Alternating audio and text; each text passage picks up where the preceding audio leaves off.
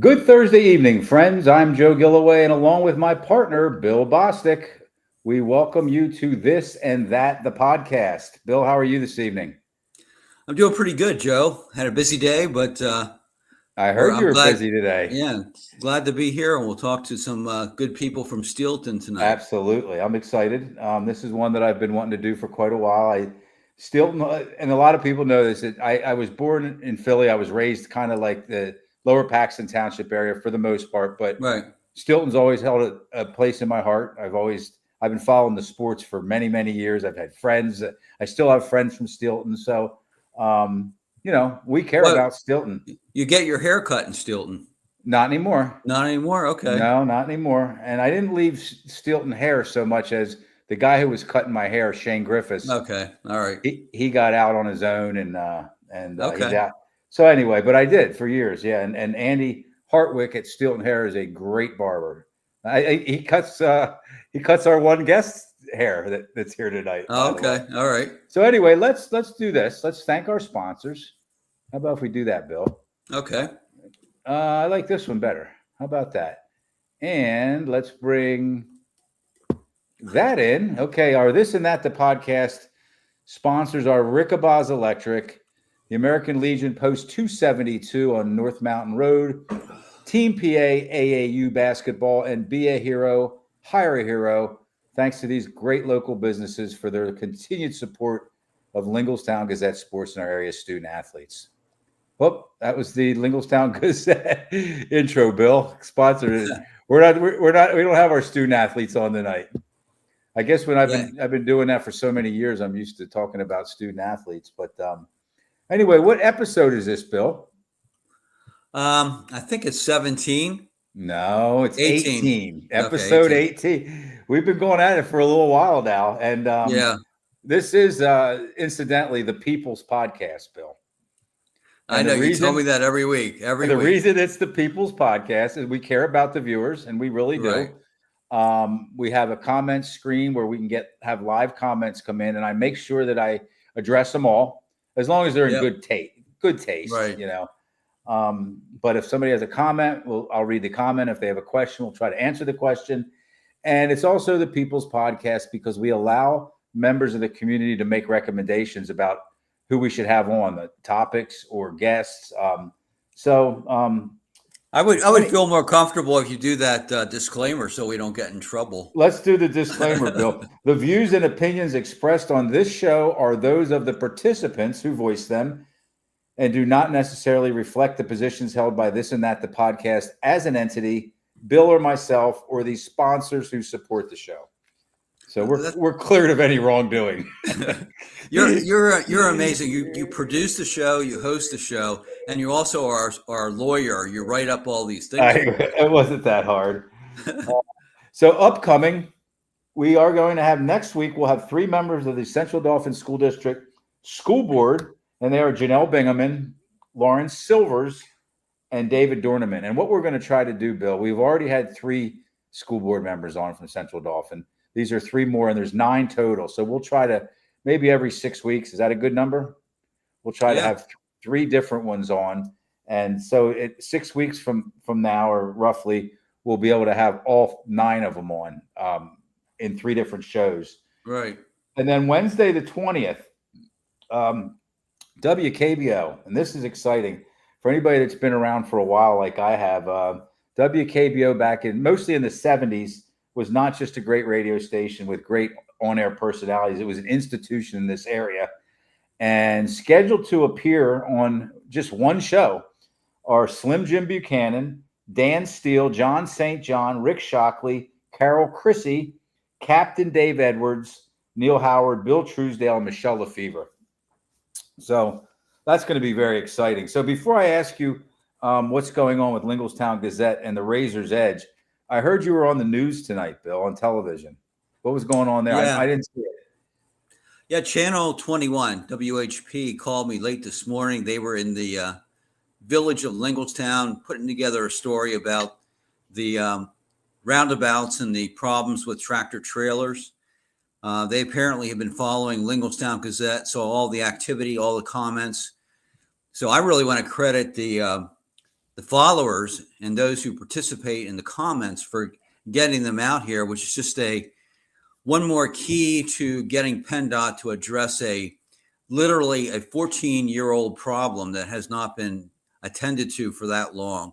And I was pretty satisfied with the report. I think they spent a lot of time. They figured out what was going on. The only thing I was a little disappointed in, they contacted PennDOT for a statement, and the statement really only addressed signs. And signs is just certainly a big part of what's going on. The signage is not appropriate, too small, all that kind of stuff. But there's other issues. For example, whenever we have a backup on 81, there's no plan on what to do with all that traffic streaming west on 39 from the which is Ligglestown Road, for those who don't know. Yeah, for the truck 39. stops out there, the Manada Hill, I think it's Manada Hill exit. Yes. So we many times a year we have streams of traffic coming in there, including many tractor trailers, and that's exactly what we don't want. I mean, we can have streams of traffic, but there has to be some plan to get the tractor trailers off of 39 before they get into Ligglestown. So that's just one example of something that needs to be done that they didn't mention today. Okay. All right. Well, we'll stay on that. And anything else going on with Ligglestown Gazette and the Razor's Edge that we the need to know about? The Razor's Edge is sort of a dynamic type of thing, depending on, different contacts I have during the week and things that I think of. By the end of the week, I'll have an idea for a show, hopefully Sunday, if you're available, Joe. And I should be available Sunday. Well, I'll figure it out eventually. I've been very, very busy. Susan George this week was very helpful to me. We're looking at grants.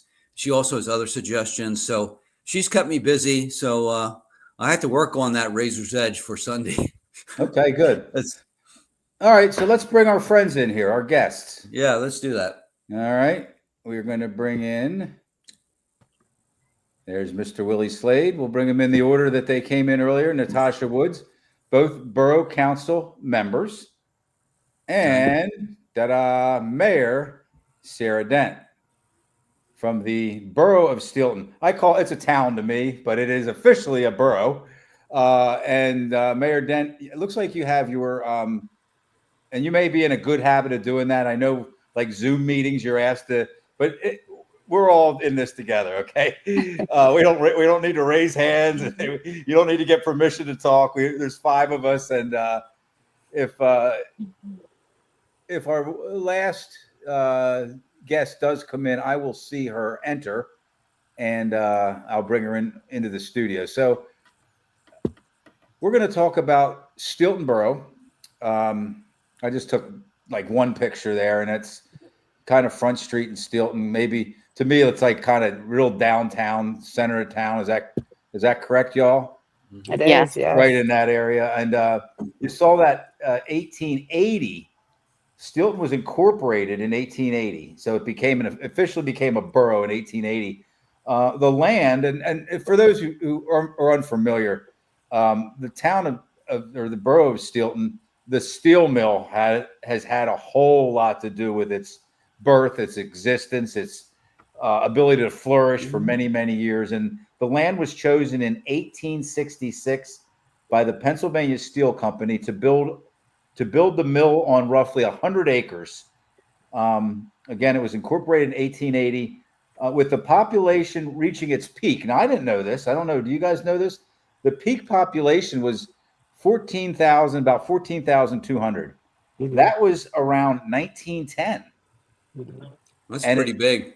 And it has just gradually, I thought it was probably biggest maybe the 50s through the 70s, but that's about as big as it got, was in 1910. And then it originally started to close in stages or phases in the early 1990s. And that's kind of when, but it didn't close, I don't think, altogether until recently. And so it eliminated a good number of jobs and over the past 30 plus years. And let me ask you this. I'll start with Mayor Dent.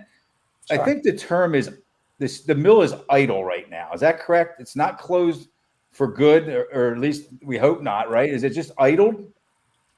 Yes, that's the term that's currently being used. It is idling. It has not been permanently closed or closed yet. So it's in the middle of an indefinite idle is what they're calling it.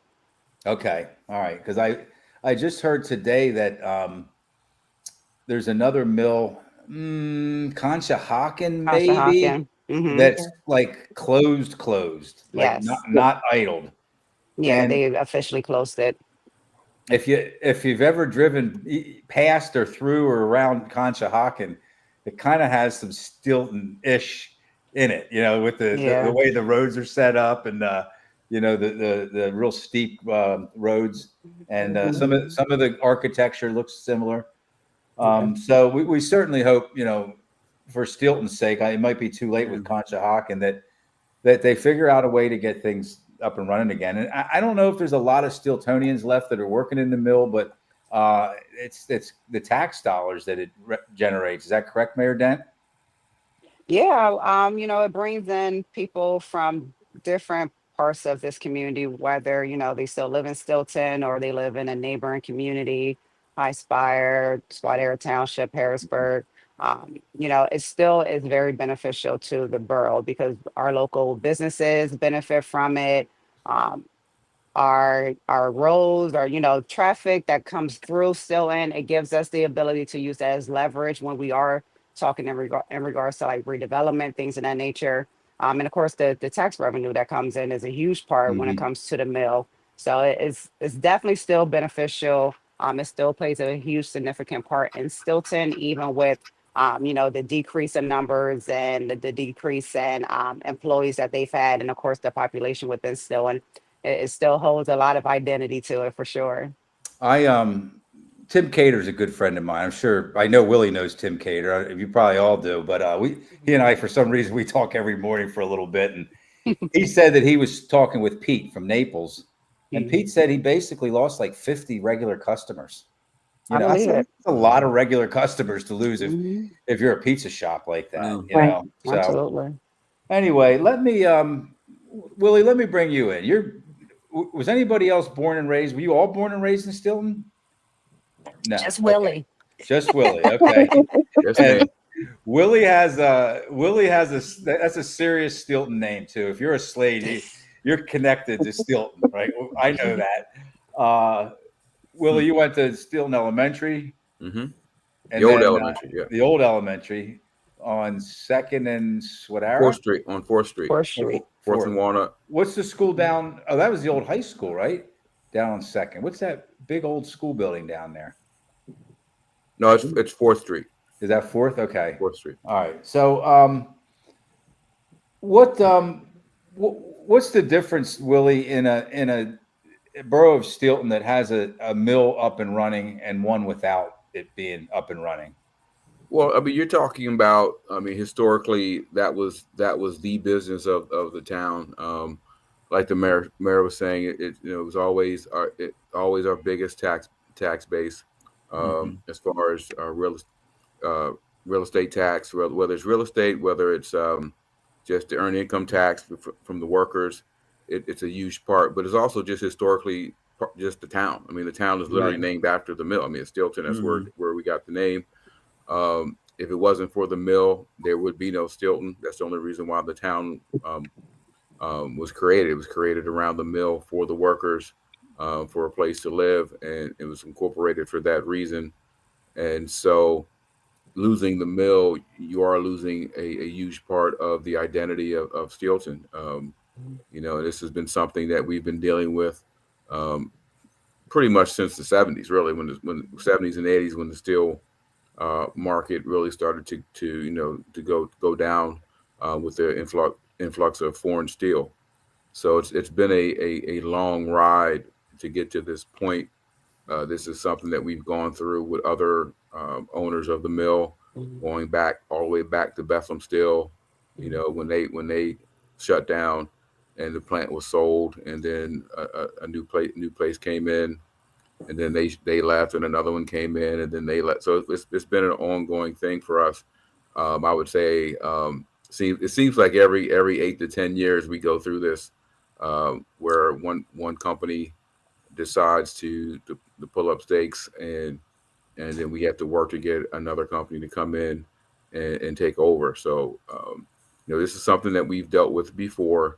We're lucky that we have a lot of good partners with the state, helping our state reps and state senator helping us out and being involved.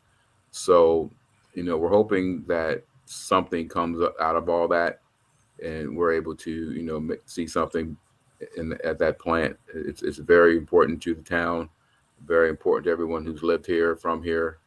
So it's going to be I think a lot of hard work going forward, a lot of pushing to see what we can do. But being born and raised here, I grew up with the sounds of the mill, and it's kind of weird right now. Right. You don't hear it. And so and the mayor and Natashia can both tell you it's eerily quiet at night now with the mill not operating, because you're so used to the noises of the mill, the noises of the train. Like I used to, I would hear the train whistles at night at the same times every night. You always heard those whistles, and now you don't hear them. So it's a difference. So Natasha, tell us, if you will, please, about your connection to Steelton. How long have you been? Do you live in Steelton? I do. Yeah. I live on Front Street, right across from the mill. Oh, wow. Okay. So yeah, like Willie said, I live down on the lower end of Steelton, and it's very quiet. It's very quiet. I'm used to the booms and the bells and the train whistles, and it definitely is quiet. But I moved to Steelton in 2009. Started out in East End, and with my two children, kind of starting life all over again for myself, and ended up moving down on Front Street. I lived close to Front Swatera, for a number of years. And then in 2018, I bought my house where I currently live, like I said, down at the lower end by Hoffer. I didn't know anyone when I first got here, not associated with, didn't even know too much about Steelton. But this community definitely took me in at probably one of my lowest times with some family stuff I was going through. But the school district was so supportive with my two children, and just wanted to become involved, and started on school board and then moved to council. So just really just giving back to the community that gave to me. You just took the words out of my mouth. I was going to say, it sounds like you're giving back what was given to you when you needed it most. So we got a question here. I think I know the answer to it, but our friend Kirby Lentz says, did Willie work at the mill? Willie? Me? Yeah.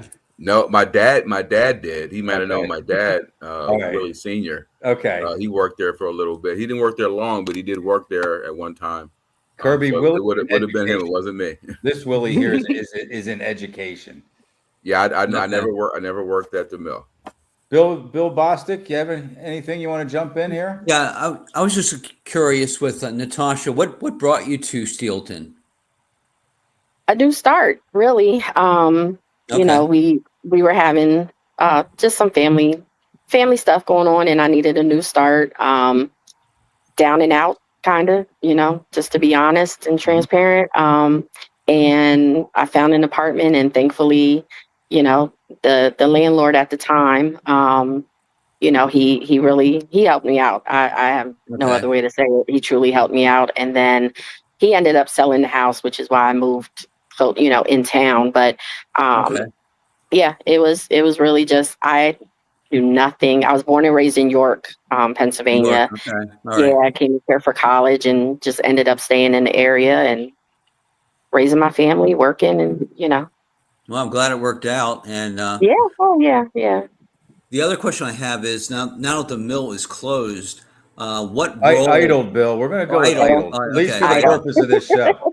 Okay. Yeah. It's not an operation; it's idle. I got it. Yeah.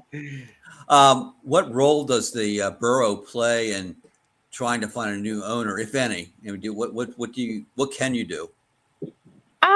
Pretty much just being a support. Making sure that those who do come in fit within, our ordinances and different codes that we have within the borough. But pretty much just being a support for, the mill if they do continue, to run, and for any company that would want to come in, we want to make sure that they are, I want to say good for Steelton, but that they follow all the ordinances and codes and zonings that we have. Okay. Within the Okay. Mayor All right. Dent, word on the street is that possibly a data center. Is that close to being a reality? Is it just hearsay? What is a data center? I know what it is only because I looked it up. I had a rough idea, but I was kind of right and kind of wrong. What is it? This data center would the area where the steel mill sits right now, would that hold a data center? I'm trying to figure out the best way to answer it. So it is a rumor, to my knowledge at least, of a data center coming into the borough. We haven't had any type of confirmation or anything to say if it is or if it isn't. But I do know a lot of the data centers that are popping up, especially within the Commonwealth, a lot of them are looking for closed steel mills because it complements the type of business that they run. They need the industrial zoning, they need the power from the utilities, they need water sources. So a mill that is no longer operating is ideal for them because everything they need is right there. Right. Now, how would that play within Steelton?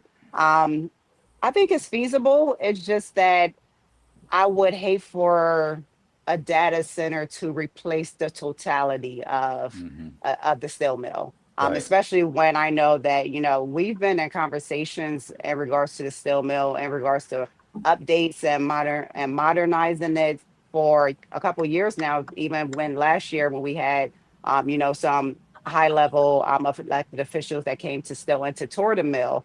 So when this idling happened, it was really a blindside to all of us because we were in a process of talking of how we can upgrade the mill.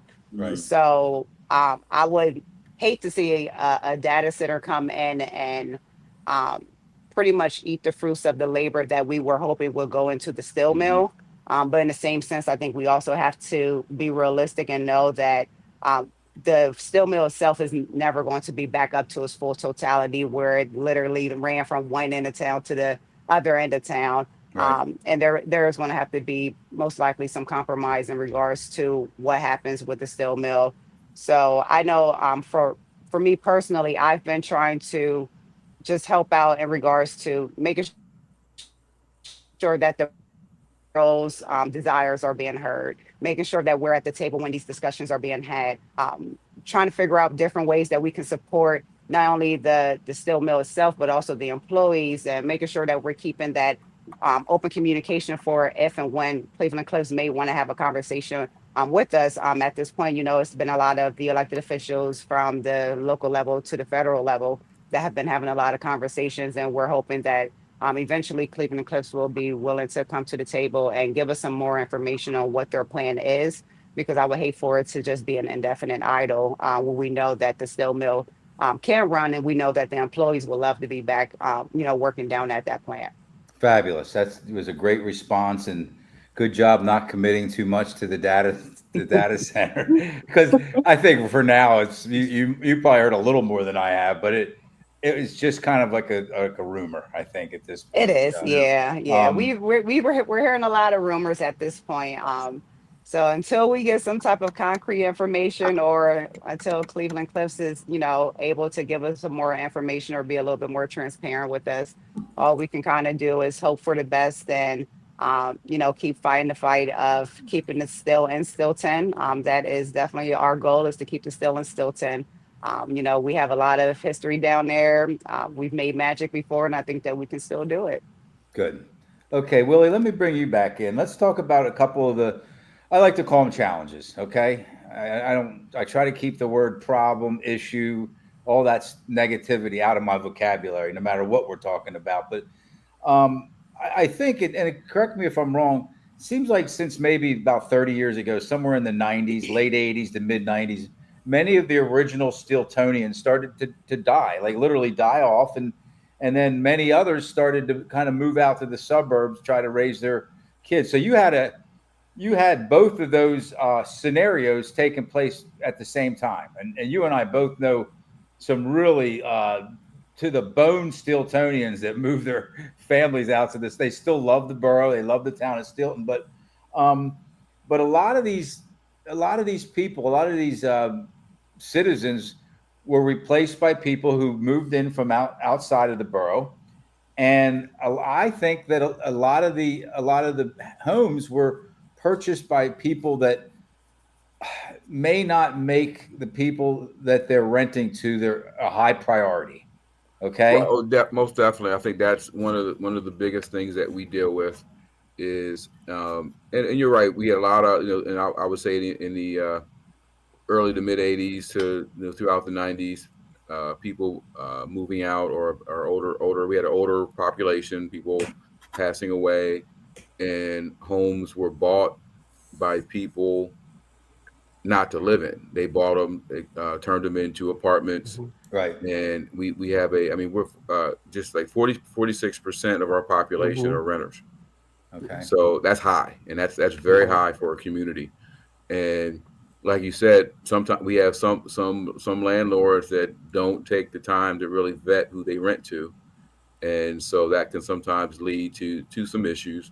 But also it leads to sometimes a higher poverty rate as well. So you have people that are dealing with a lot of things. So it's not really that they're just. I hate this when people say we have bad people that live here. I don't think that's true. I just think we have people that have some issues, that deal with a lot of problems that other people in other communities have to deal with as well. It's not just here. So it does change the dynamic of the community. I think you have a different, for lack of a better word, different attitude today with parents. They're little. They allow their kids a little bit more freedom than I know people my age had when I was a kid. So kids are allowed to do a lot more as far as in the community, as far as being out without supervision. And I think kids are kids.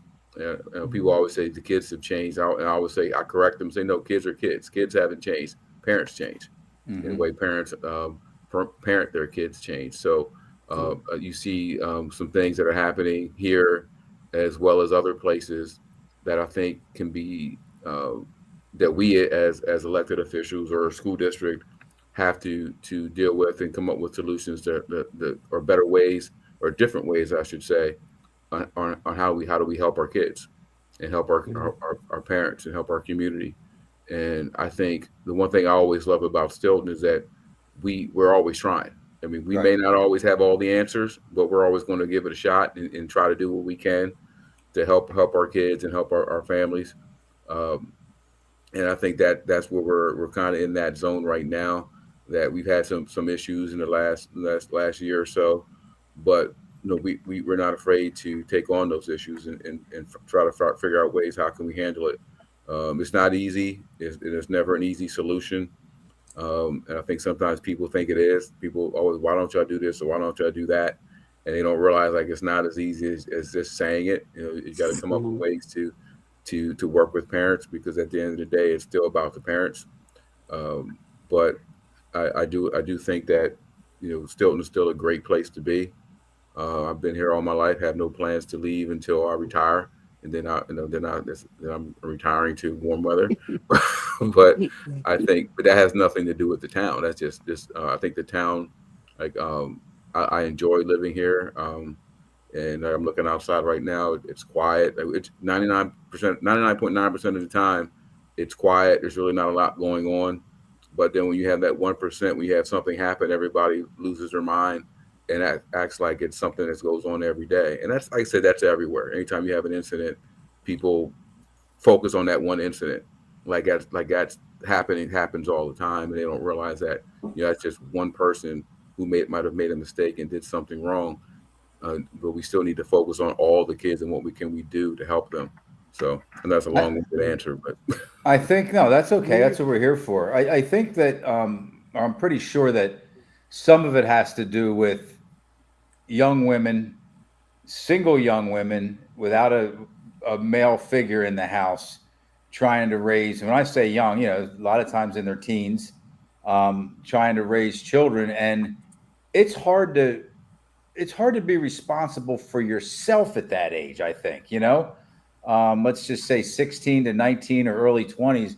And then when you bring a child or two into the picture, to me, it's heartbreaking. You know, I see other people, and it's not just with Steelton, they get angry about this stuff.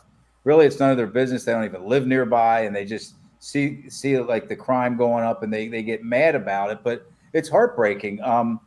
Natashia, what's kind of being brought to the table as far as trying to address the issues with, you know, with mostly it's teenagers, adolescents, and, you know, and a little bit older teens, to try to get them to give them something to do. Okay, let's start with that. You know, allow them to have somewhere to go, some mentors, some role models. Has there been any ideas brought up along those lines? So there's been, you know, some groups coming in that do youth mentoring, especially up at the school district. We are looking to do, you know, more events with our kids, our youth. We have a public safety committee, so they do public safety walks and make sure, you know, that they're going around with the mayor and police department and some of the council members and community members. They walk around the borough and just, you know, talk to people and engage. And I think, you know, right now, because we do have a lot of new families, and I think, you know, we as a council just need our leaders in the community just need to get out more into the community and talk to folks and truly find out like what's really going on. You know, I work in human services, so I know, you know, a lot of our issues are, you know, either food related, job related, lack of transportation, lack of affordable housing, and that's what our families are, you know, really dealing with. And so as a council, we have to figure out how do we provide, you know, those basic services to our residents. Yeah, I like hearing that, you know, that these groups they're available and they're transparent and they're in the community. I mean, it all starts with that. I think you can't sit in your ivory tower and just kind of, you know, tell people what you want them to do, because that kind of stuff doesn't work. And then we tried to have Chief William Shaub on, Police Chief William Shaub on tonight. But does Chief Shaub, does he report to you, Mayor Dent? Is that the hierarchy of the structure of the? It's typically that way. That's why I asked. Yeah, he reports to me. How much of a stress has it been in recent years versus, let's just say, years ago on the police force, the members of the police department? And have you been able to increase? I know it takes tax dollars, but have you been able to increase the numbers of policemen and women on the streets? It's definitely, I would assume, because of course I'm not a law enforcement officer, but it is stressful for the guys that work down here in Steelton. I know that they all have a great heart for community. I know that they love this community and they love to serve the community. But on the other side of that, I do know that they absolutely get overwhelmed. When I first became mayor, we only had, I think, maybe 8 or 9 officers. So we were dealing with officers who were burnt out. They were exhausted mentally, you know, physically. You know, it was a lot to deal with at one time and be short staffed. So one of our first priorities when I first came in was to get more officers within the department so that we can make it to where officers weren't getting burnt out, where they were able to get the rest that they needed. Because the last thing you want on the streets is a tired officer or an exhausted or stressed out officer. Yeah. That's, in my eyes, that's dangerous. It's dangerous. Yeah, absolutely. So we were able to hire some more officers. We hired a lot of younger guys because we want to see the department grow. That is, you know, the goal of any department is to make sure that there's some type of legacy that's being left behind as the older guys are retiring out. So we were able to hire about 5 more officers since I've been in office. And they have a heart for the community. They walk around, they're talking to the kids, they get to know them. They're out at the events. Most of the time, when they have repetitive calls or things in that nature, they know who it is. The kids know the officers. So it helps us even keep, the arrest count down as well, because we're dealing with people on a personal level and not just a person who's breaking the law and then law enforcement officer. It gives them the ability to build relationship with the community as well, and they can handle it, per their discretion. But it's a lot of work. Our officers Mhm. get possibly 1,000 calls every month. Mm. That's a lot of calls for little That's a lot stores. of that's a lot of calls. Yeah.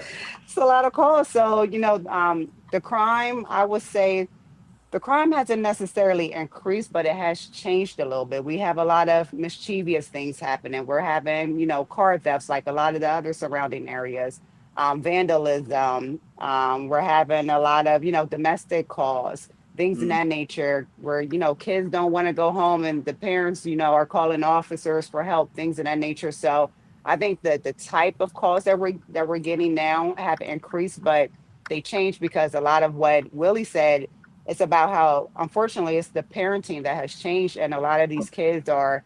I feel as though a lot of the kids are acting out because it's really a cry for help.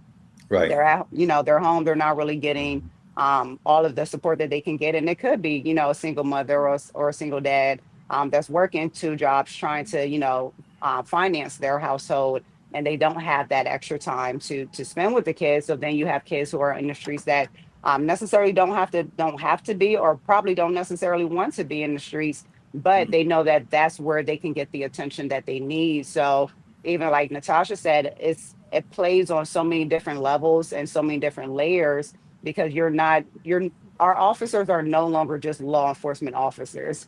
They're guidance counselors, they're mental health officers, they're mentors, they're coaches. They're doing so many different things versus what they used to do back in the day. Back in the day, it was more punitive. Like if you did something bad, you got arrested, you went to jail. Right. Nowadays, it's more evidence based. So we're trying to figure out different ways to not always have to end it in an arrest, where we can, reconcile with whatever the case is, and hopefully keep that person within their home or get them the help that they truly need. Because most times, they don't need to be arrested. It just needs to be some type of mediation taking place. Right. Great answer. Bill? Yeah, I'm just taking this in right at the moment. I don't have any questions at the moment, Joe. Okay. Well, I really like that answer, Mayor Dent, and especially that you said that, the cops just aren't trying to barge in and arrest people like first thing, and it doesn't have to all be punitive. There's so many different, well, each incident or each situation probably calls for something different, like you said, it could be a mental health thing. It could be a young man or woman that doesn't have a really good role model, that you just might want to make a friend. I mean, the cop can't take the kid home with him or her, but you can say, hey, listen, I'm available, and that's a different role that a police officer could take on. So let's talk about this. What some of the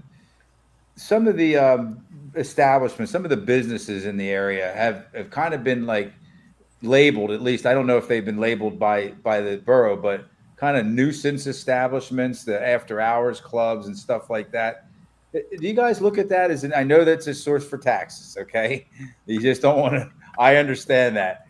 But do you look at some of those businesses, without picking on individuals or picking on individual businesses, as something that may not be good for Steelton Borough?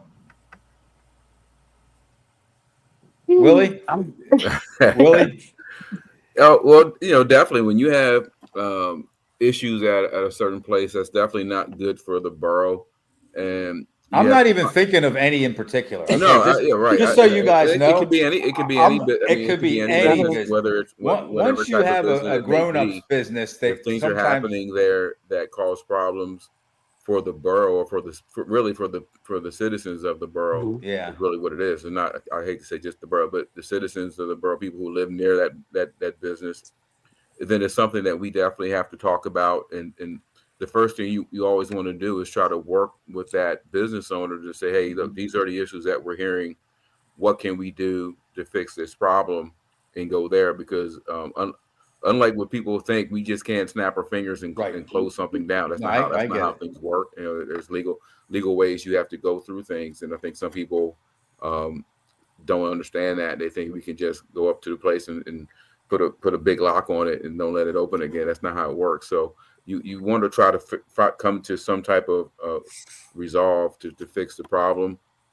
But you definitely are. We are aware of some situations, and we do talk about it and discuss ways, and do actively work with those involved to try to find solutions, because we all live here. Everybody on council, the mayor, we all live here. We all live in town. So anything that's going on in town affects us as well. I mean, we're not just on council; we're also residents. Right. So we understand, and we have to deal with it as well. And we care about it as much as everybody else, and we do try to we have some nice conversations trying to figure out what we want to do, and we don't always agree as a council, but we all are on the same page as far as trying to find solutions. And I think that's the biggest thing. We all want to find solutions. We always want to figure it out. It's an issue, but like I said, it's something that it takes time to solve it.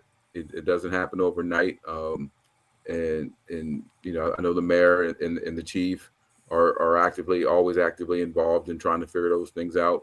We're working on those type of things.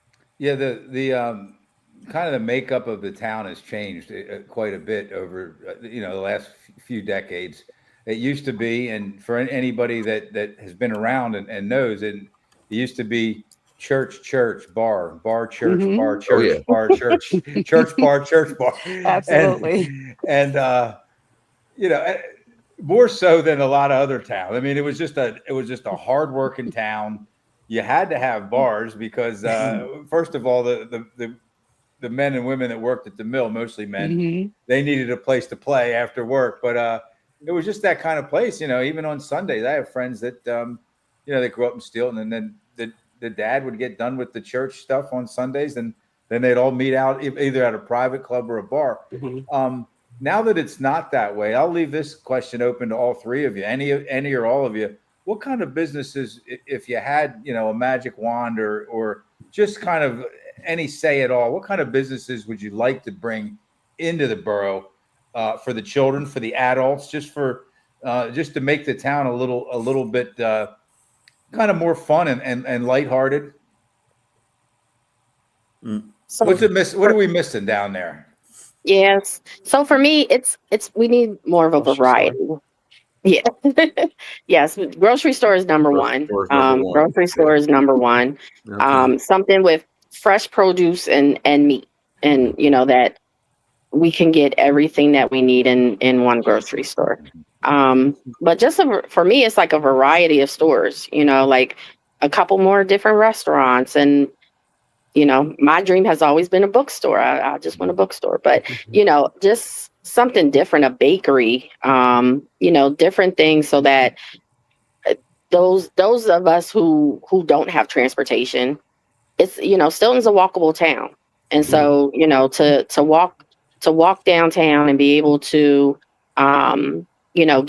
get what you need and not have to go, up to Harrisburg or Spatera, Middletown, and just, support our own and get what we need here. That's my goal. And really just make the town a town again. Right. Where do most people go for their groceries? I would say Middletown or Spatera. Okay. Spatera. You in deposit. Yep. Yeah. Okay. And it's tough because, like Natasha was saying, we have a lot of people who don't have, dependable transportation. So it's difficult for them to get to our like she said, our closest grocery stores. We're either going up to Union Deposit or you're going down to Middletown, and it's hard to get to for some people. We are designated as a food desert. Yes. And so we definitely need a grocery store. I think is always been priority number one. But is trying to convince a company to open one, so that's not something that we can just snap our fingers. Again, we can't tell Giant to open up a grocery store here. They have to want to do it. They have to see the positive business that they would get out of it. But like Natasha said, it would be nice for a different variety. I agree. I would love a bookstore or like a bookstore / coffee shop type place. We almost had one coming in, and that kind of didn't happen. Mhm. I've always been a fan. Like, I wish we had a diner in town, Yeah. where people can go get breakfast in the morning, something like that. Um, just little things like that would definitely be a boost to the town. Mhm. So Also, let's just remembering that we're also landlocked. So Mhm. just trying to fit, what could fit within the borough as well that doesn't require a lot of development. So that's the other thing that we always have to think about. you almost have to kind of head, I guess, down towards East End till you can find the buildings that would be able to house a grocery store, right? Or am I missing? Is there? The old Rite Aid would be the Rite Aid, perfect spot. Rite Yeah, Rite Aid. Aid is right. Okay. open. So if Yes, anyone wants to open a grocery store in Rite Aid, Okay. yes, Yeah. yeah. we Already has a welcome parking you with lot. I mean, open it's a perfect arms. spot. And that's right. Not that we're trying to sell it or anything, but Just When We saying. can just, hey, post we're it. We just can putting it try out our there for best. everybody, though. They're That would be trying. the perfect spot. They are open for leasing. So, Yeah. it's right there. So let's talk about this. Let's talk about. Go ahead, Bill. I'm just curious about the fire service in town. I've been in Steelton several times, many times over the years, but I never really thought of it. We've had some issues in Lower Paxton Township with fire coverage. So how does it work in the borough with your volunteer firemen, or maybe even have paid? I don't know. I can Um, answer that, I guess. Or Natasha, you want to? I was going to say we do have a volunteer fire service, Okay, um, all right. and they're dedicated. I mean, our guys they come from far away to help Oh us wow. out, and it's Okay. a long standing history of our fire departments, and so we definitely we get assistance as needed from other departments, but we do have a very active and recruiting fire Yes. department as well. So That's good. and they're trying to upgrade, or not upgrade, but modernize with bringing on, younger firefighters, students, as well. They're recruiting. So absolutely. If anyone is interested, you are Okay. more than welcome. So let's talk about education here, and I think that a lot of what we were talking about with a lot of the children coming from single parent homes. I mean, I came from a single parent home, and I got to a point in my life where I was not a good student, and I got in a lot of trouble, and I didn't have a father in my house. So I get it, and I really do. But that definitely pours over into the classroom. There's no doubt about that. And Willie, you work at this high school, right? Yeah, I work for the school district. I do. Yeah, you work for the district. I mean, this is going to be like a real generic question, but what are the challenges right now with Well, with the our with the biggest, I schools? would say, our biggest challenge. Obviously, we're a very underfunded school district, Mhm. and we do have a population that needs a lot of support, and we do our best to provide, and we do provide a lot of supports for our students and our families, but it's a lot more. They need a lot more. So I wish we were funded the way we need to be. Um, our students, I mean, our students are great. I mean, I'll say it. I love our kids. They do come with a lot of issues, but we always say, you work with what you have. You don't wish for other kids. You work with the kids that you Right. have, and we love our kids. And our kids, the biggest issue with the kids is a lot of our kids come in behind, not where they need to be academically. So we're kind of always playing catch up with a lot of our kids, and that again comes with trying to provide the supports that they need, and we're also very transient again with the rental Mhm. high rental rate. A lot of our kids are in our district. Then the next thing you know, they're in Central Dauphin or Harrisburg or Middletown, and then maybe a year or two they're back again. So it's very difficult for students to do well when they don't have a stable home, and it's very difficult.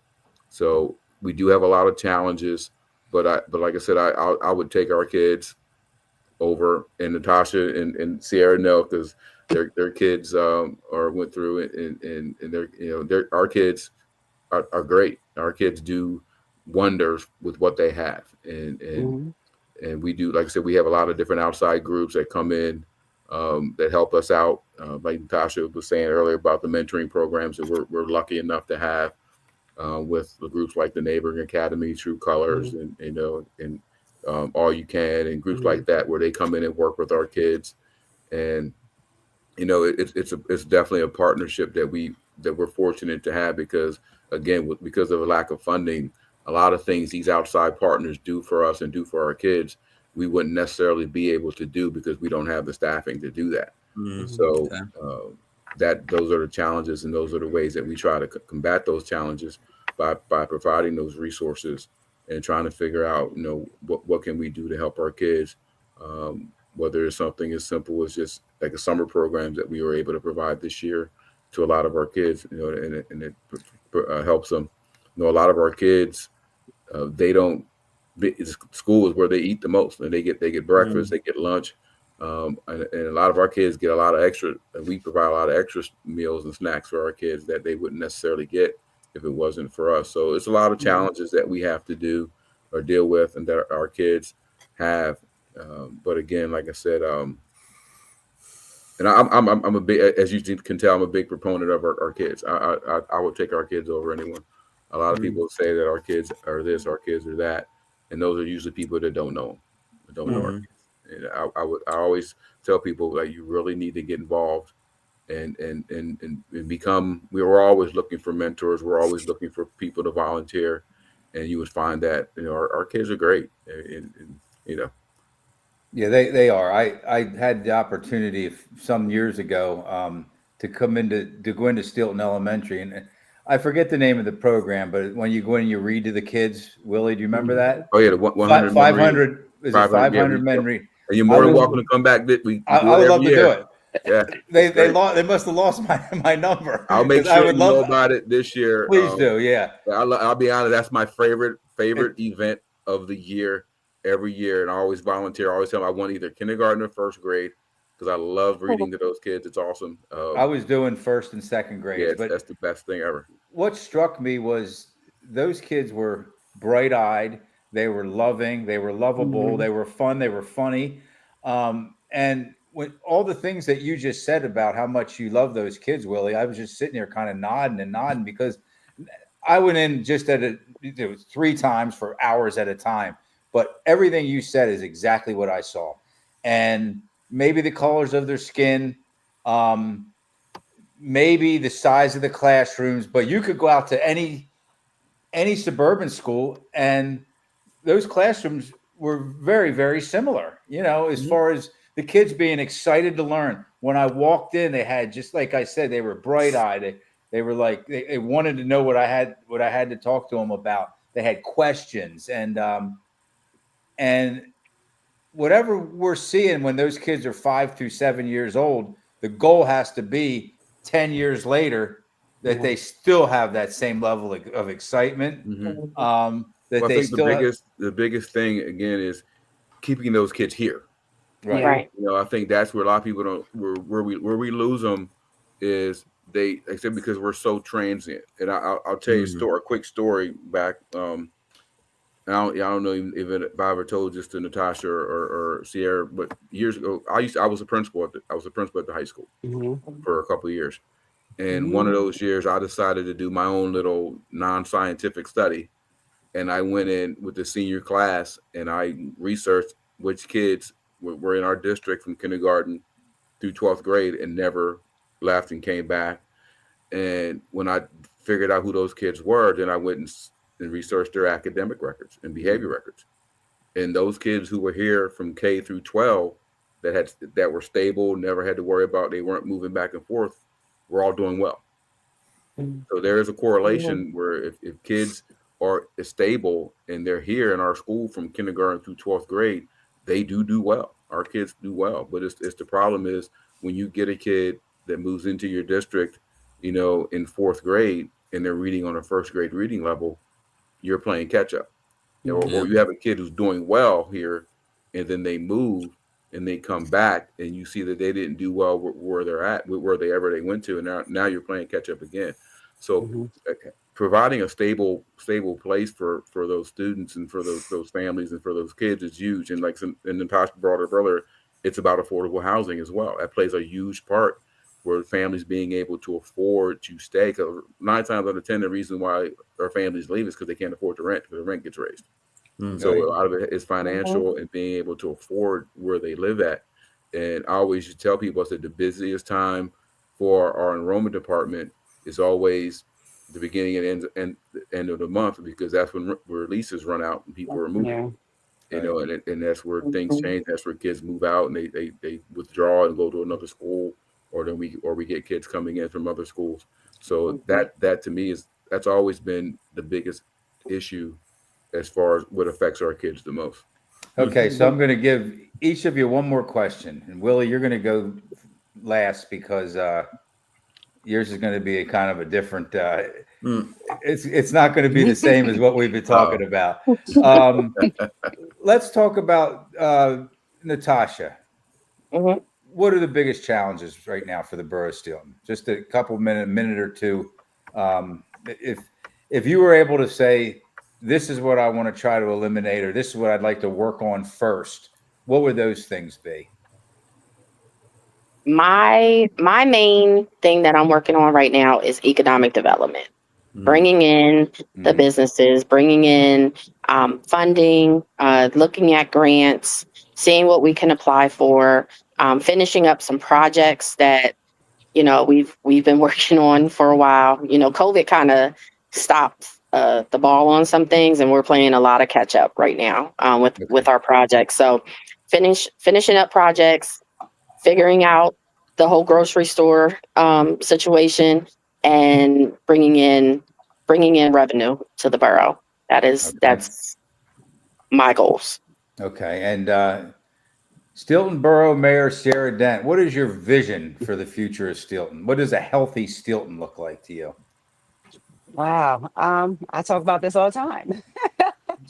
I think for Steelton, we have to get to a place where we figure out a place where we can respect and honor and glean from what used to be Steelton, because of course we all know now Steelton is not the same Steelton as it was 30, 40, not even 10 years ago. Steelton has evolved a lot. I've been in Steelton since I was 11 years old, and I've watched that evolution of Steelton and the residents and the homeowners and even tenants and children, all those different things that we've already spoken about today. I think that we need to figure out what wisdom we can pull from that and then bring it into our future.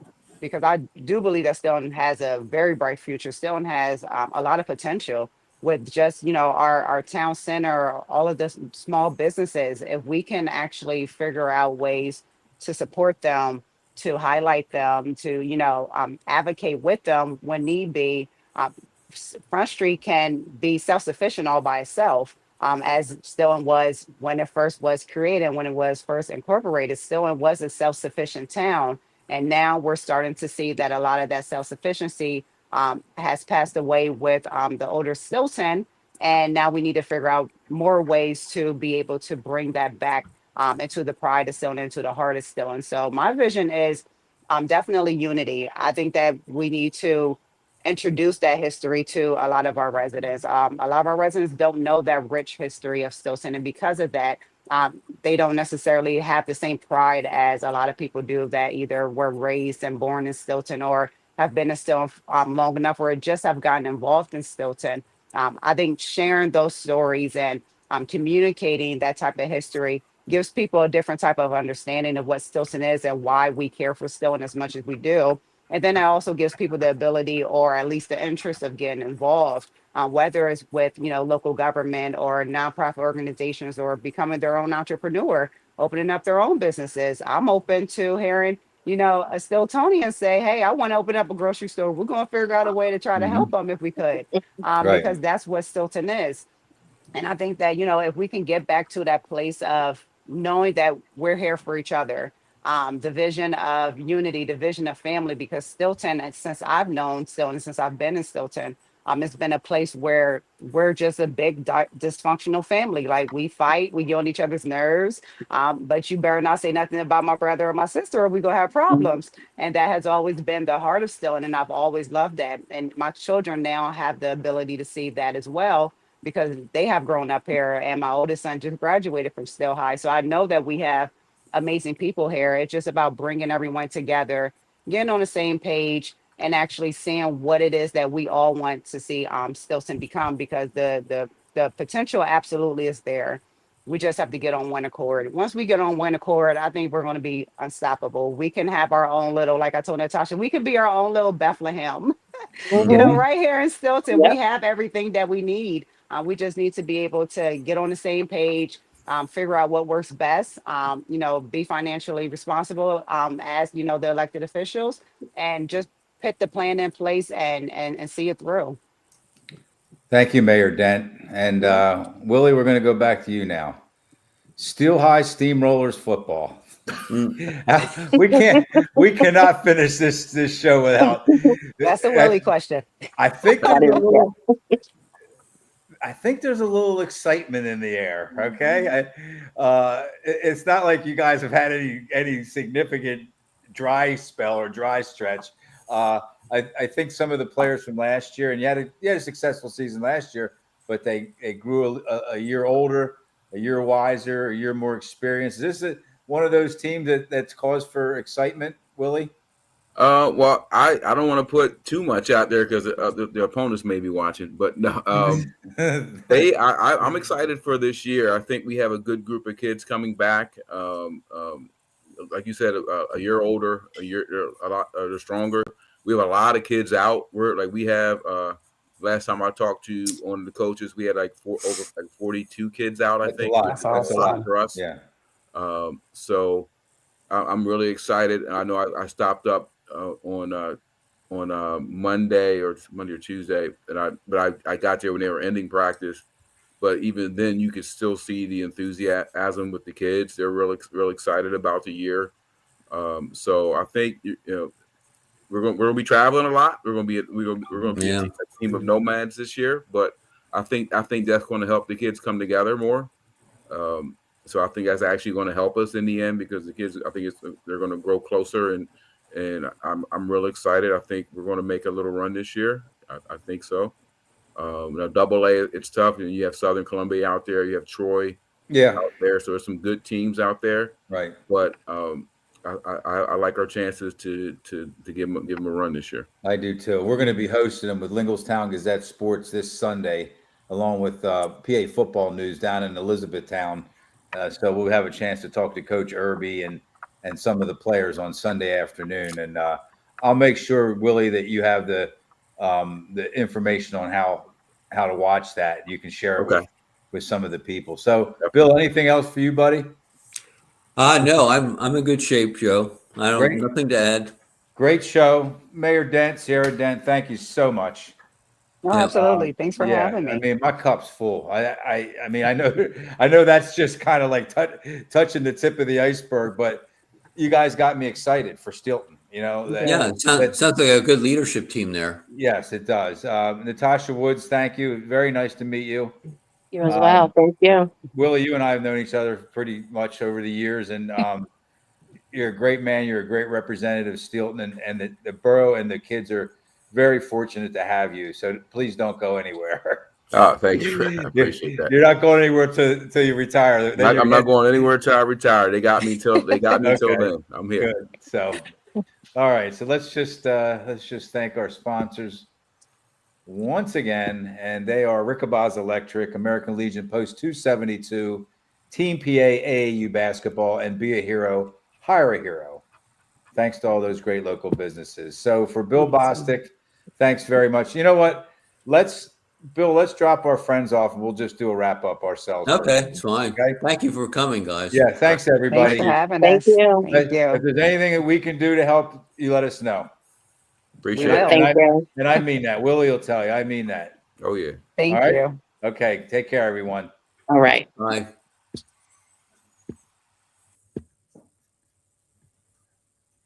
All right, Bill. Yeah. That was interesting because a lot of people in Lower Paxton, even though Steelton's a neighbor, we don't know that much about the borough. And I was very impressed by their leadership team. Those three that showed up for the show. They have energy. Yeah. They love the borough. I mean, that's a good start. I always say that's a good start if you care. And all of them seem to be, fairly young. I mean, they're not old. They're not No. elderly. They're young No. people. Yeah, and that's Yeah. good. So yeah, I'm glad that we had a chance to do that, and so that's about it. Next Thursday, we have 3 members of Central Dolphins School Board coming on. This Sunday, we'll if you want to put something together, Bill. Well, I'll definitely have something. I've been since Lincolnstown Gazette has one staff member, and you're looking at them. It's hard to do the planning, Right. but there's plenty of issues out there, and I think as far as Lincolnstown Gazette, I'm excited. Things are moving in the right direction. So it's just a matter of getting more people in the community, civic-minded people to join up. But this whole thing with the roundabout has been a real plus, Joe, because it was it's not me. I mean, all those comments, all those people that were involved, amazing. Some of the comments really, people are just learning what's going on, but they really couldn't add too much. But a lot of people had some great suggestions. Good. And that's where that plan I put together came from. So Good. You're doing a great job, Bill. Thanks. All right, so that's about it. Thank you, everybody. Thanks for tuning in. I know we didn't have too many people watching throughout the show, but we will get we get a lot of residual views. Okay, Yeah. You're not always going to get everybody at the time of the show while it's live, but hopefully some of the people down in Steelton tune in and watch the archive. Yeah, okay. We get for the Lincolnstown Gazette Sports, we get more people, more viewers. I think you remember this for Steel High Sports than any other. Okay. Well, I tell you, it was always great going down the Steelton. Everyone there in that community was very supportive of their kids and the teams and all that. It was great. Yeah. Okay, Bill, I'm going to go out and water my flowers, buddy. I was just out of town for 4 days, so I think my plants are thirsty. I have to water my yard, so we can both do watering. All right, I'll catch up with you tomorrow sometime. Thanks, everybody. All right, good night.